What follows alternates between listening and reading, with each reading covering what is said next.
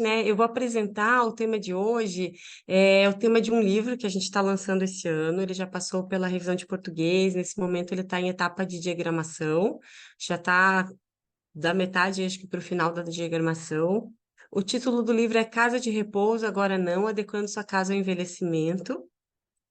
A autoria dos textos da professora Vera Helena Mauro Binzeli, né, minha colega, minha amiga da UFSC durante muitos anos. Ela recentemente se aposentou e a Vera teve aí toda uma vida dedicada às temáticas de desenho universal. Patrícia, Acess... não está no Oi! formato de apresentação. Ah, peraí. Opa! Será que eu boto... Eu botei apresentar do começo. É, tem... E agora eu não estou te ouvindo, Doris. Querem que eu coloque? Eu tenho PDF também, eu posso abrir o Não, PDF.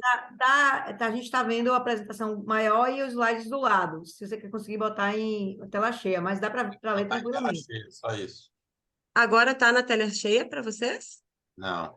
Não. Ah, então eu fiz alguma coisa errada, peraí. Quando você for Desculpa. compartilhar, você tem que compartilhar a tela. Você clica em Share Screen, aí você vai compartilhar o screen, aí ele consegue ficar a tela cheia. Que é a Ah, primeira tá opção certo, da Flor. esquerda. Desculpa, eu uso muito outros, eu acabo não usando tanto o Zoom. Perdão, acho que agora deu, será? Continua Vamos assim. ver. Eu compartilhei o screen, vamos ver se deu certo. Agora, perfeito. Obrigada, Fábio, desculpa. Perdão, gente. Então, a professora Vera, ela se dedicou e dedicou boa parte da carreira a desenho universal, acessibilidade, envelhecimento, né? Então, ela fez 2 pós-docs nessa área de envelhecimento, que realmente foram muito importantes aí para a redação do livro, né? E a gente tem desenhos do Francisco, Isabela, Jorge, Natália e meus também. Para quem que esse livro se destina? Esse livro a gente escreveu pensando sobretudo no leigo. A gente pensou nos adultos e nos idosos que estejam hoje reformando as suas casas, pensando em ampliação, pensando em interiores, né? Para que haja um olhar assim para o amanhã, um olhar de longo prazo. Então a gente traz um conteúdo, a gente procurou trazer conteúdos de arquitetura, de ergonomia, de biomecânica, antropometria, mas numa linguagem bem acessível. A gente evitou os termos técnicos, a gente evitou conceitos e termos mais acadêmicos também, e a gente buscou, em geral, as expressões mais populares, né? E os termos técnicos que foram inevitáveis trabalhar, a gente remete ao glossário. E trabalhamos com muitas ilustrações também. Nós esperamos e acreditamos que o livro também vai contribuir para o trabalho de arquitetos, engenheiros e designers na área, né? Mas esse foco, que eu já vou explicar um pouquinho mais, a princípio foi no leigo. O objetivo do livro é apresentar, então, ao leigo diversas soluções possíveis, bem variadas, uma quantidade bem grande de ajustes, de adequações, que ele poderia fazer na sua própria casa para viver com mais independência, conforto e segurança, né? A gente sabe que no processo de envelhecimento, é muito comum acontecerem acidentes domésticos no ambiente residencial, sendo que as áreas externas, cozinha e banheiro, são os locais onde os acidentes acontecem com maior frequência, e que eles muitas vezes vão ter um impacto aí na saúde, né, é, do morador, que pode ser um impacto temporário, pode até, infelizmente, ser um impacto definitivo, né, da pessoa, de repente, ter uma queda, uma fratura e acabar ficando definitivamente acamada, né. Então, muitas vezes são soluções simples que poderiam ser realizadas aí para evitar e minimizar o risco de acidentes ou minimizar o impacto dessas quedas e de outros acidentes que podem acontecer no ambiente doméstico, né? A ideia, então, é apresentar essas alternativas e soluções para que o leitor possa ele mesmo identificar quais seriam as suas necessidades, né? Quais mudanças, quais ajustes seriam mais importantes ele mesmo realizar ou procurar um profissional para realizar.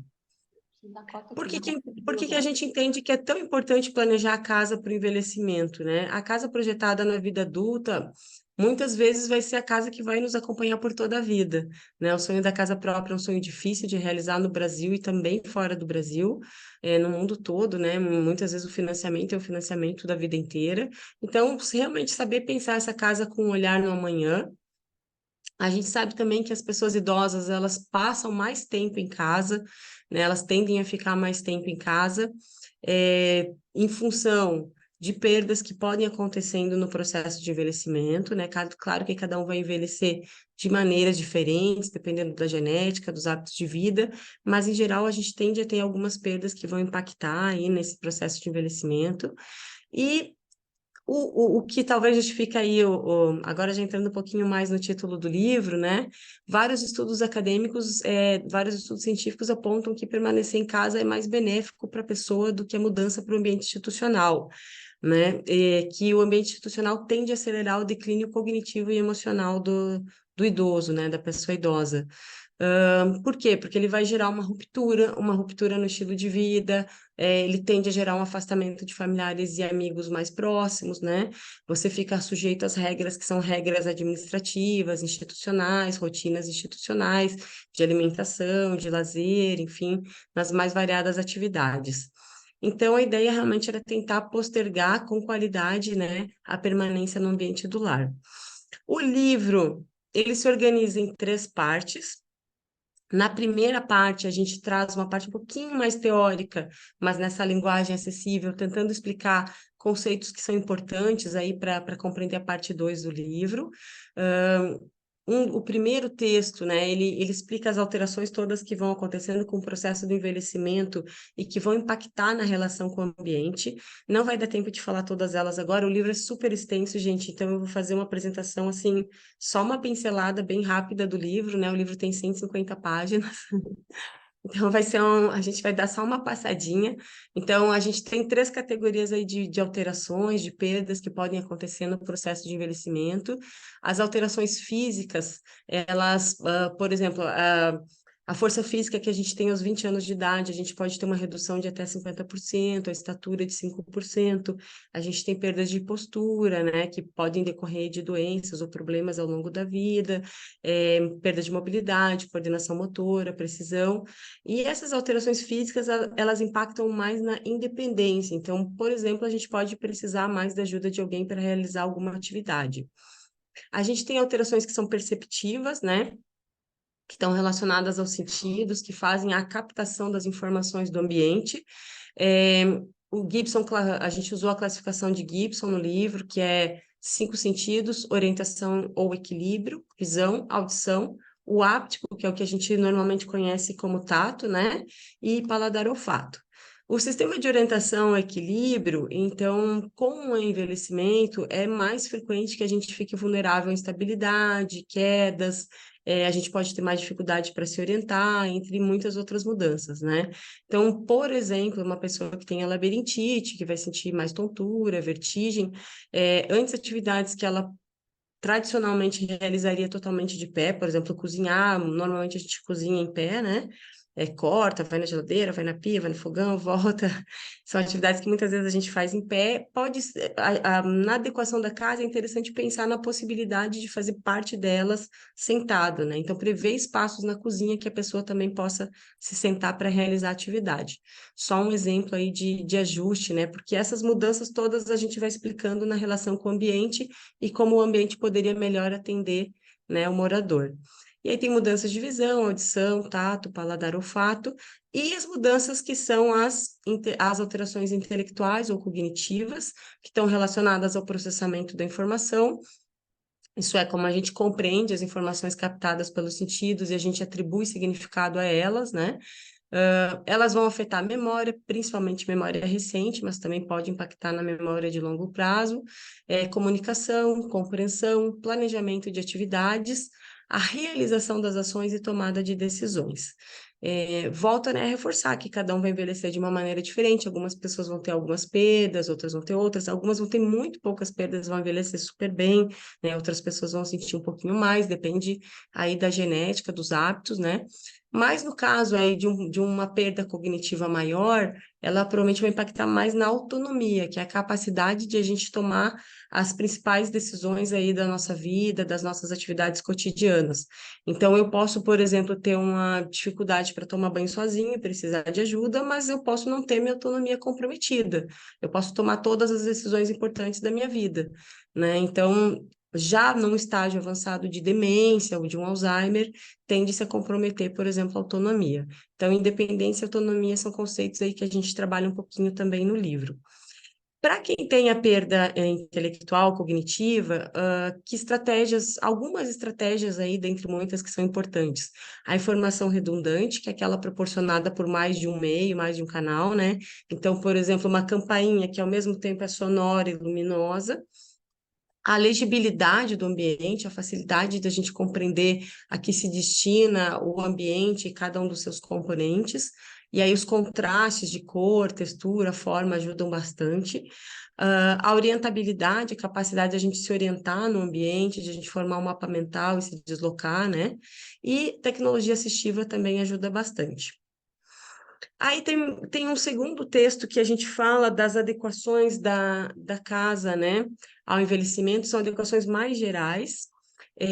Então, vou explicar só uma delas, porque acho que não vai dar tempo de falar de tudo. Uma estratégia, por exemplo, bem interessante para quem está planejando uma casa com 2 pavimentos, é considerar a possibilidade de ter um quarto que no futuro possa ser um cômodo, né, que no futuro possa virar um quarto com banheiro próximo e ambos com acessibilidade, né? Então, você pode ter um escritório no térreo, você pode ter uma sala no térreo que no futuro, quem saiba, possa virar um quarto com acessibilidade, um banheiro acessível.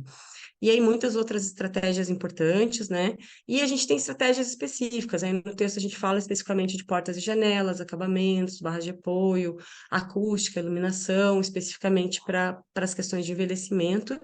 E, por exemplo, a gente fala também de automação, né? Só para pontuar, hoje tem uma infinidade de recursos de automação. Infelizmente, não são acessíveis à grande maioria da população em função do custo, tem um custo adicional, né, para implantar automação, mas realmente para quem tiver condições, assim, ela traz uma série de facilidades, né? Você pode tanto automatizar a casa inteira, quanto automatizar só um cômodo, né? Então, para um idoso, por exemplo, que esteja acamado, ele poderia ter um controle aí de uma grande parte das questões da casa dele a partir da cama, né? E ele poderia, por exemplo, controlar quem entra e sai da casa, ele controlar a iluminação, abertura e fechamento de esquadrias, controlar aí uma série de questões a partir do leito.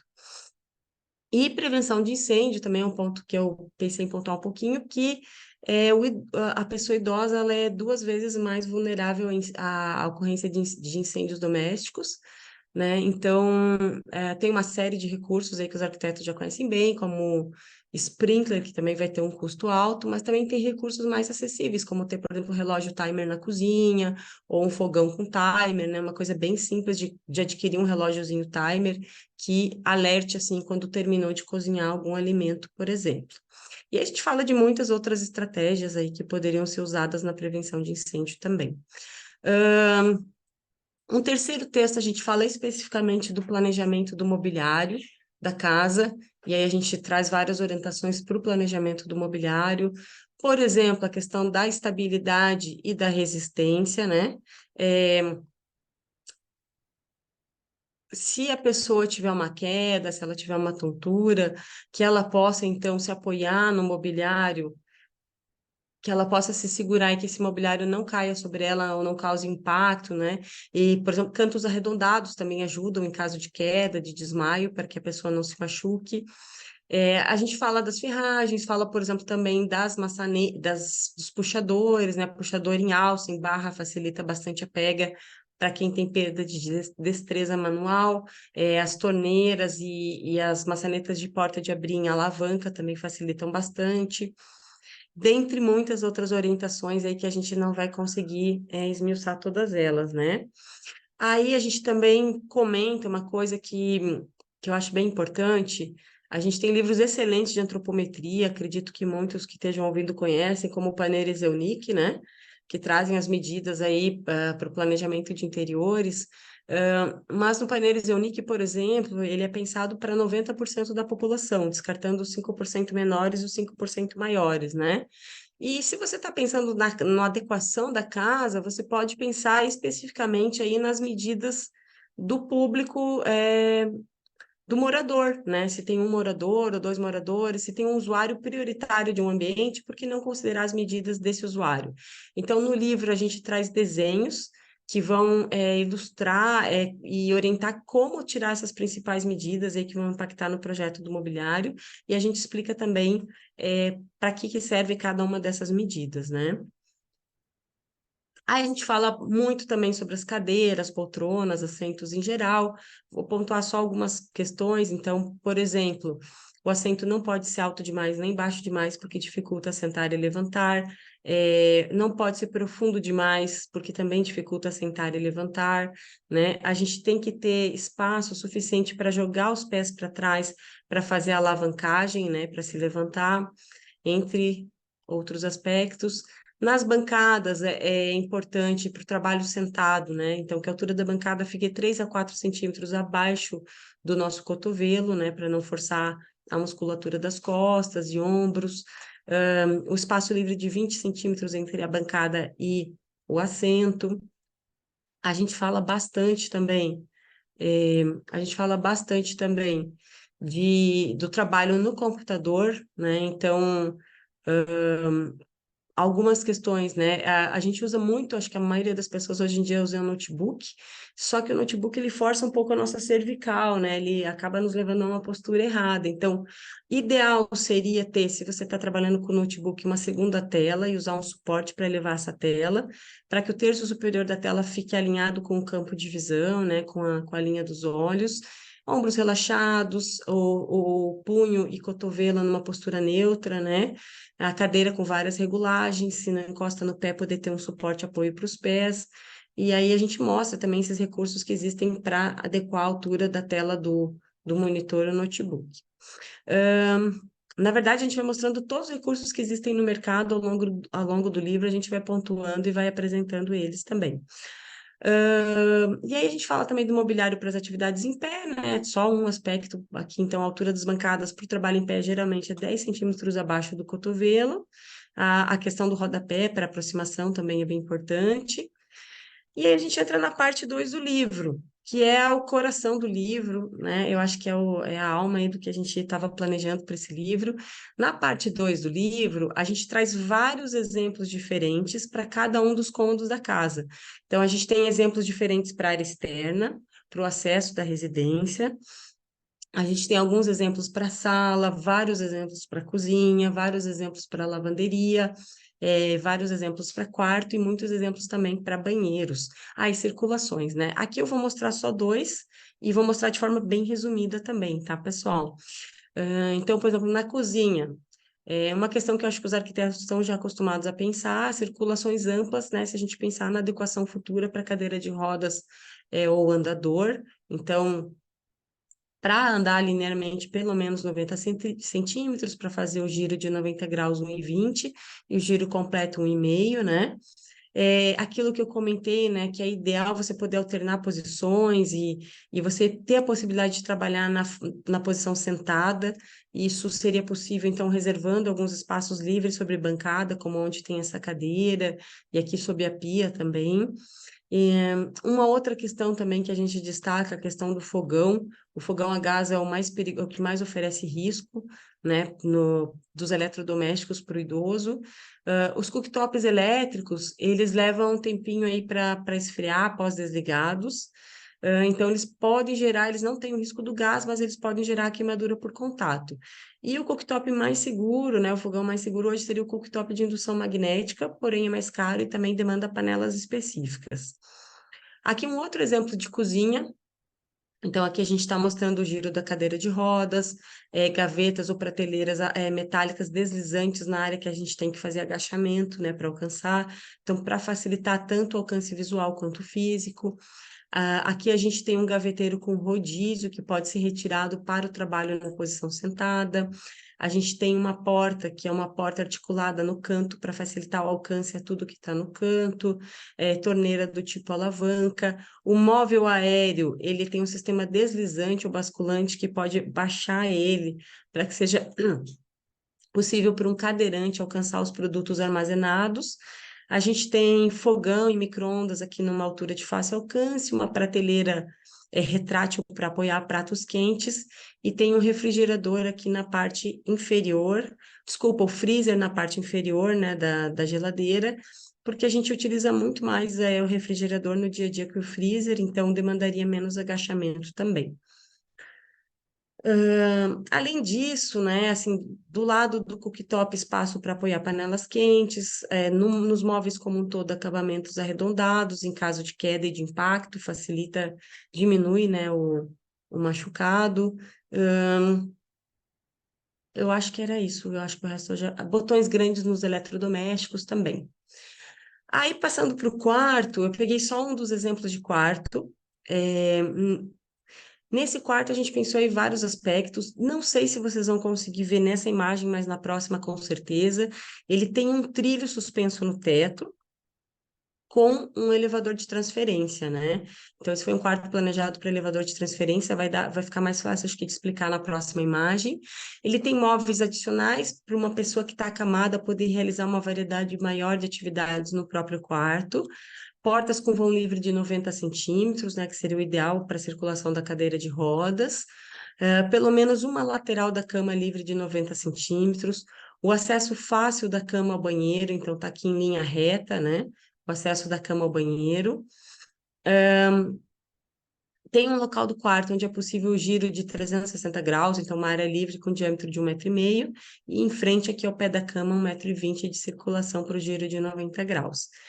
Para uma pessoa acamada, alguns outros recursos importantes, né? Os colchões que façam alternância de pressão, tipo colchão pneumático, casca de ovo e até o colchão inflável. Camas, também a gente tem uma grande variedade de camas no mercado, camas motorizadas não hospitalares, camas hospitalares motorizadas. Tem camas que não são motorizadas, mas que também são muito interessantes, como cama de casal, que tem 2 colchões individuais e que permitem ajuste de posição. Se a cama que está lá é uma cama simples, pode ser projetada uma cabeceira também estofada, né, que a pessoa possa se apoiar, se reclinar, uma cabeceira que permita essa alternância de posição. E também prevê bastante pontos elétricos junto à cabeceira do leito para acomodar equipamentos médicos no futuro, se necessários. Aqui, então, nessa imagem, é possível ver o elevador de transferência de teto, esse trilho no teto. Aqui, entre a cama e a porta do banheiro, está o elevador de transferência, né? Ele é comandado por controle remoto, ele sobe, desce, desloca em várias direções, no trilho, né, no caso. Ele permite acesso a várias partes do quarto e também, se a casa toda tiver trilho, ele vai permitir acesso à casa como um todo. É importante, o ideal seria pensar o sistema estrutural da casa já para não criar vigas que constituam obstáculos à passagem do trilho, né? Mas mesmo que tenha vigas abaixo aqui da laje, é possível fixar ele suspenso, né? Junto à laje. No armário, a gente colocou aqui portas de correr para facilitar a aproximação frontal de cadeira de rodas e andador. Colocamos aqui na imagem abaixo suporte articulado para aparelho televisor para ajuste de posição. Nesse cantinho pequenininho, aí vocês vão ter que se esforçar para observar, tem uma campainha que é sonora e luminosa. Então, ela vai fazer emitir som e luz quando alguém acionar. Janela com peitoril baixo, facilitando olhar para o exterior por pessoa acamada, esquadrias leves e fáceis de abrir. Aqui a gente colocou a persiana automatizada, na verdade a automação poderia estar em vários aspectos diferentes do quarto, né? E travesseiros e almofadas que permitam ajuste de posição no leito. Tem almofadas triangulares que foram feitas, né, para a pessoa se sentar, tem encosto reclinável, tem vários produtos aí disponíveis no mercado para essa adequação e a legibilidade do quarto como um todo. Aí na parte 3 do livro, pessoal, a gente tem um glossário, né, com os termos técnicos que eu não trouxe para apresentação, até acredito que boa parte, né, da plateia, se não todos conheçam boa parte dos termos técnicos. E a gente montou um catálogo de produtos com uma grande variedade de produtos que existem no mercado, eu trouxe só alguns exemplos, que podem auxiliar o idoso na adequação da casa, né? Então, por exemplo, o botão de emergência, alarme de emergência, o botão do pânico, o sistema, o kit cuidador de idosos. A gente procurou para cada produto colocar os vários nomes comerciais aí que possam facilitar a busca na internet ou nas lojas. Ele pode ser fixado no ambiente, né? Então, se a pessoa desmaiar no banheiro, poder acionar o botão de emergência, ou ele pode ser um colar, uma pulseira que o próprio morador usa, né? E em caso de mal-estar, ele acione, né? E pode acionar tanto uma empresa que presta serviços, tem empresas que prestam serviços com esses equipamentos, como poderia acionar um familiar, um cuidador. A gente tem também, então, cadeiras elevatórias para escada, né, que ajudam a transposição de níveis, caso a pessoa tenha uma perda de mobilidade, já tenha a escada em casa, né, não tenha como resolver de outra maneira.